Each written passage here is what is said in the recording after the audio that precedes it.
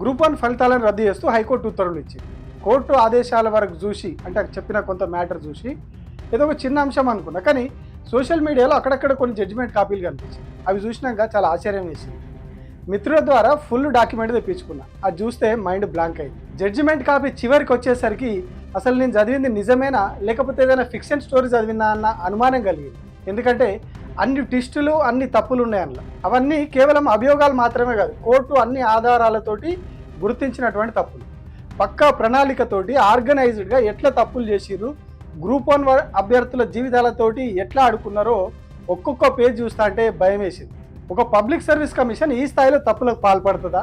పరీక్షల నిర్వహణకు తాను పెట్టుకున్న రూల్స్నే తానే బ్రేక్ చేస్తుందా అని ఆశ్చర్యం వేసింది. నిర్లక్ష్యం, పారదర్శకత లేకపోవడం, నిజాయితీ లేకపోవడం, బాధ్యత లేకపోవడం వంటి పదాలను కోర్టు పదే పదే ప్రస్తావించిందంటే ఇందులో ఎంత తప్పులు జరిగినాయో అర్థం చేసుకోండి.